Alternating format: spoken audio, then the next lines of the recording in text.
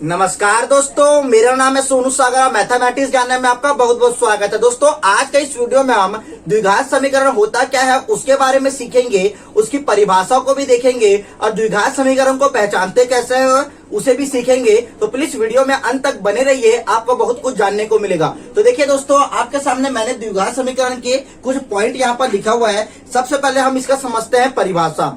तो देखिए दोस्तों, द्विघात समीकरण वे समीकरण होते हैं जिसमें जो चर होता है उसकी अधिकतम घात हमेशा 2 होती है। जैसे दोस्तों यहाँ पर आप एग्जांपल से समझिए, यहाँ पर मैंने 2 समीकरण लिखे हुए हैं। तो ध्यान से देखिए दोस्तों, जो पहला समीकरण है इसमें ध्यान से देखिए, जो चर है ना, चर है मतलब दोस्तों यहाँ पर वेरिएबल है। ठीक है, ध्यान से देखिए, यहाँ पर चर क्या है, यहाँ पर चर है x। ठीक है, तो ये जो x है ना, इसकी अधिकतम घात कितना है, 2 है। तो देखिए यहाँ पर x की जो पावर है मतलब घात है, यहाँ पर 2 है, इसीलिए दोस्तों इसे हम क्या कहेंगे, द्विघात समीकरण कहेंगे। ठीक है, लेकिन दोस्तों ध्यान से देखिए, जो दूसरा प्रश्न है ना, यहाँ पर मैंने ना थोड़ा अलग लिखा हुआ है। कैसे अलग लिखा है, दिखने में सेम है, घात भी आपको यहाँ पर सेम दिखेगा, मतलब पावर भी यहाँ पर सेम है, लेकिन ध्यान से देखिए दोस्तों, यहाँ पर एक जगह x है और यहाँ पर एक जगह y है। मतलब दोस्तों यहाँ पर 2 वेरिएबल है या फिर 2 चर है।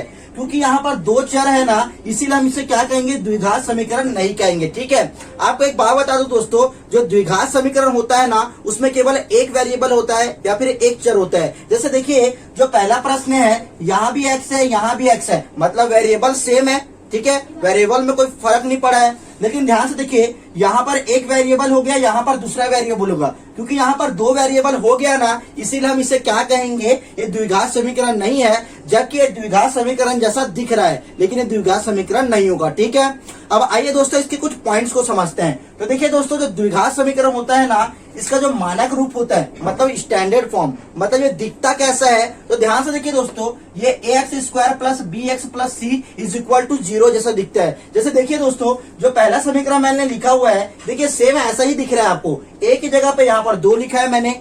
ठीक है, अब यहाँ पर x² है प्लस यहाँ पर 2x है प्लस यहाँ पर 1 है, यहाँ पर c वाला पार्ट भी है, b वाला पार्ट भी है और x भी है। ठीक है, उसका 0 है, यहाँ पर भी 0 है। ठीक है, तो ये पूरा स्टैंडर्ड फॉर्म में बना हुआ है। ऊपर से घात चर भी एक ही है, इसीलिए हम इसे क्या कहेंगे, द्विघात समीकरण कहेंगे। ठीक है, अब ध्यान से देखिए दोस्तों, जो दूसरा प्रश्न है ना, यहाँ पर तो 2x है, ये वाला पोर्शन तो दिखेगा और b भी दिखेगा आपको, लेकिन यहाँ पर x की जगह में यहाँ पर y हो गया। क्योंकि ये स्टैंडर्ड फॉर्म में बना ही नहीं है, इसीलिए हम इसे क्या कहेंगे दोस्तों, ये द्विघात समीकरण नहीं है। ठीक है, अब ध्यान दीजिए दोस्तों, जो स्टैंडर्ड फॉर्म होता है ना, इसमें क्या होता है, जो x होता है ना, वो चर होता है या फिर वेरिएबल होता है।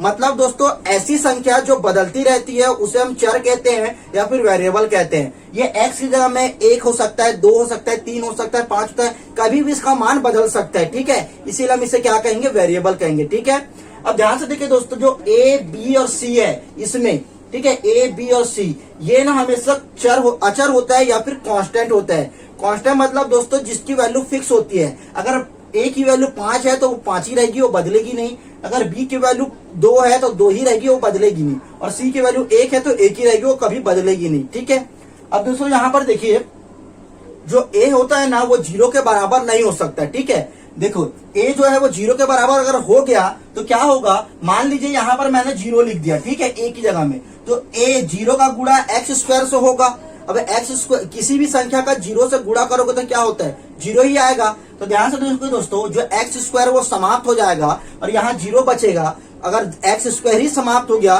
तो काहे का वो द्विघात समीकरण रहेगा। इसीलिए वहां पर हम एक ही जगह में 0 नहीं लिख सकते, बाकी कोई भी संख्या लिख सकते हैं। ठीक है, अब देखिए दोस्तों, यहाँ पर देखिए, जो b है ना, इसकी जगह में ना 0 भी हो सकता है और जो c है ना, इसकी जगह में भी 0 हो सकता है। ठीक है, b और c 0 हो सकते हैं, a 0 नहीं हो सकते। ठीक है, तो